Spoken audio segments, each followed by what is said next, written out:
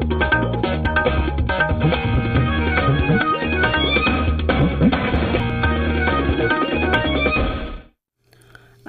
গুৱাহাটী পুৱাৰ উজনি অসমৰ বাতৰিৰ সৈতে মই নিৰুপমা বৰঠাকুৰ। ৰাজ্যপাল লক্ষ্মণ প্ৰসাদ আচাৰ্যই সমাজ আৰু দেশৰ হিতৰ বাবে মেধা শক্তিৰ প্ৰয়োগ কৰিবলৈ ছাত্ৰ ছাত্ৰীসকলৰ প্ৰতি আহ্বান জনাইছে।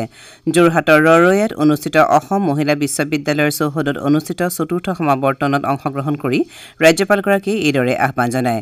ৰাজ্যপাল আচাৰ্যই প্ৰাচীন ভাৰতৰ গাৰ্গী লোপামুদ্ৰাৰ পৰা আৰম্ভ কৰি ৰাণী লক্ষ্মীবাই সাবিত্ৰীবাই ফুলে পৰ্যন্ত বিভিন্ন ক্ষেত্ৰৰ বিদুষী মহিলাৰ উদাহৰণ দি কয় যে বৰ্তমান সময়ত মহিলাসকলে কৃত্ৰিম বুদ্ধিমত্তা, ডাটা বিজ্ঞান, সেউজ প্ৰযুক্তি আদি দিশো আয়ত্ত কৰি নিজকে সফল কৰি তুলিছে।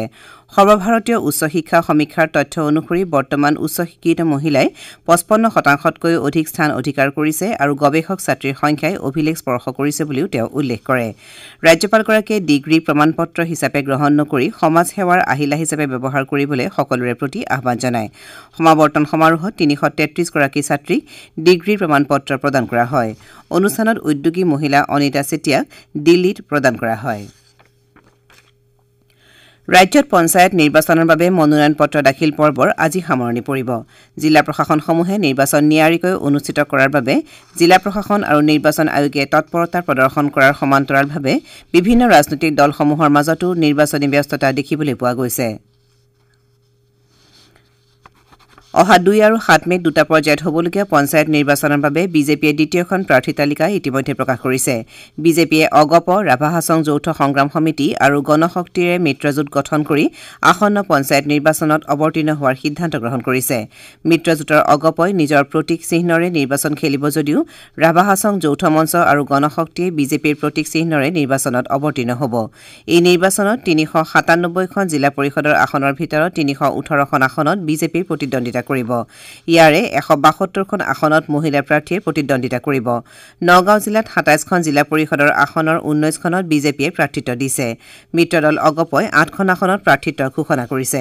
শিৱসাগৰ জিলাত পঞ্চায়ত নিৰ্বাচনক লৈ বিজেপি মিত্ৰজোঁটৰ লগতে কংগ্ৰেছ আৰু ৰাইজৰ দলৰো তৎপৰতা বৃদ্ধি পোৱা পৰিলক্ষিত হৈছে। বিগত লোকসভা নিৰ্বাচনত শিৱসাগৰ জিলাৰ ৩টা বিধানসভা সমষ্টিত উন্নত ফলাফল প্ৰদৰ্শন কৰিবলৈ সমৰ্থ হোৱা কংগ্ৰেছ দলে পঞ্চায়ত নিৰ্বাচনত এই ফলাফলৰ ধাৰা অব্যাহত ৰাখিবলৈ অহোপৰ পুৰুষাৰ্থ কৰিছে। শাসকীয় দল বিজেপিয়েও সাংগঠনিক ভেটি শক্তিশালী কৰি পঞ্চায়ত নিৰ্বাচনত ভাল ফলাফল প্ৰদৰ্শন কৰিবলৈ প্ৰচেষ্টা চলাই আছে। ৰাইজৰ দল, অসম জাতীয় পৰিষদ, CPI, গণশক্তি ইত্যাদি দলসমূহেও সমৰ্থিত প্ৰাৰ্থী পঞ্চায়ত নিৰ্বাচনত প্ৰক্ষেপ কৰিছে। গণশক্তিয়ে জোনাইৰ 4খন, মাজুলী আৰু ঢকুৱাখনাত এখনকৈ আসনত প্ৰতিদ্বন্দ্বিতা কৰিব। একেদৰে ৰাভা হাছং যৌথ সংগ্ৰাম সমিতিয়ে গোৱালপাৰা আৰু দক্ষিণ শালমৰাত প্ৰতিদ্বন্দ্বিতা কৰিব। এই পৰ্যন্ত মিত্ৰদল অগপক জিলা পৰিষদৰ ৭৩খন আসন এৰি দিয়া হৈছে। 6খন আসনক লৈ প্ৰাৰ্থী তালিকা এতিয়াও চূড়ান্ত হোৱা নাই। ইপিনে ৰাজ্যৰ প্ৰধান বিৰোধী দল কংগ্ৰেছে আভ্যন্তৰীণ সংঘাতৰ বাবে এতিয়ালৈকে নিজৰ প্ৰাৰ্থী তালিকা চূড়ান্ত কৰিব পৰা নাই। গুৱাহাটী বিশ্ববিদ্যালয়ৰ প্ৰাক্তন অধ্যাপক, ভাষাতত্ত্ববিদ, লেখক, কবি, সম্পাদক ড নগেন ঠাকুৰৰ কালি দেৰগাঁৱৰ নিজ বাসগৃহত দেহাৱসান ঘটে। মৃত্যুৰ সময়ত তেওঁৰ বয়স আছিল ৮৬ বছৰ।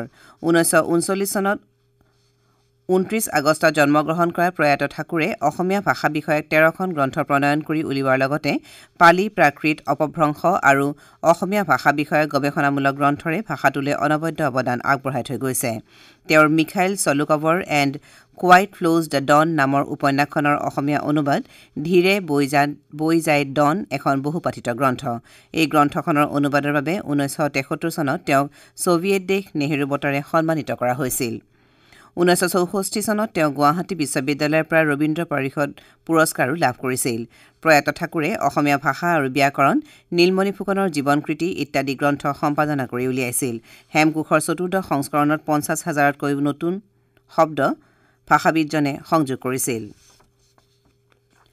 গুৱাহাটীৰ আগ্ৰাথুৰিৰ পৰা তেজপুৰৰ ডেকাৰ গাঁৱলৈ ১৫৫ কিলোমিটাৰ আৰু তেজপুৰৰ পৰা তেজপুৰৰ শিলঘাট সংযোগী ২৫ কিলোমিটাৰ দৈৰ্ঘ্যৰ নতুন ৰেল লাইন প্ৰকল্পৰ চূড়ান্ত স্থান জৰীপত কেন্দ্ৰীয় ৰেল মন্ত্ৰালয়ে অনুমোদন দিছে। বিগত 4টা বৰ্ষত অসমৰ 19টা জৰীপত অনুমোদন দিয়া হৈছে। আমাৰ এতিয়াৰ বাতৰি ইমানেই। পৰৱৰ্তী বাতৰি পুৱা ৯ বজাত শুনিবলৈ পাব।